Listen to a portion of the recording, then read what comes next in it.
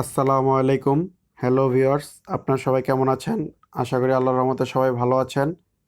আপনাদের যদি আমার ভিডিওগুলো ভালো লাগে তাহলে আমার চ্যানেলটি সাবস্ক্রাইব করবেন এবং লাইক, কমেন্ট, শেয়ার করতে ভুলবেন না। আজকে আমি তৈরি করব থানকুনি পাতার ভর্তা। এজন্য আমি থানকুনি পাতা এবং ডাঁটাগুলোকে আলাদা করে নিয়েছি। আমি থানকুনি পাতার ডাঁটা এবং থানকুনি পাতাগুলোকে কুচি করে নিয়েছি। আমি 3টি কাঁচামরিচ, একটি পেঁয়াজ এবং একটি রসুন কুচি করে নিয়েছি। এখন আমি পরিমাণ মতো লবণ দিয়ে দিচ্ছি। 1 চামচ সরিষার তেল দিয়ে দিচ্ছি।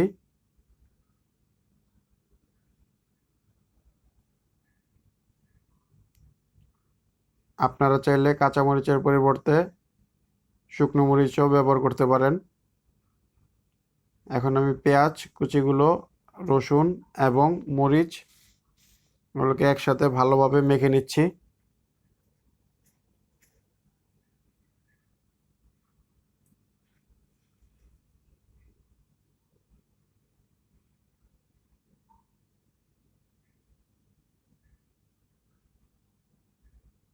এখন আমি কুচি করা থানকুনি পাতার ডাঁটাগুলো এবং থানকুনি পাতাগুলো দিয়ে দিচ্ছি।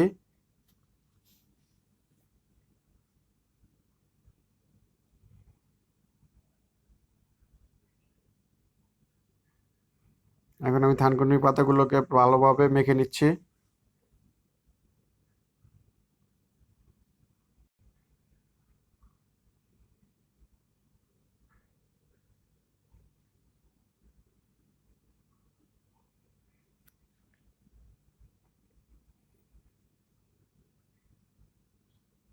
এবং সবশেষে আমি একটু ধনিয়া কুচি দিয়ে দিচ্ছি আর একটু মেখে নিচ্ছি।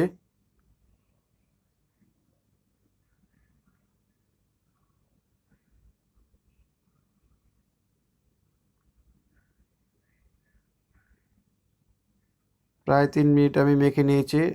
3 মিনিট পর মাখার পর তৈরি হয়ে গেল আমার থানকুনি পাতার ভর্তা।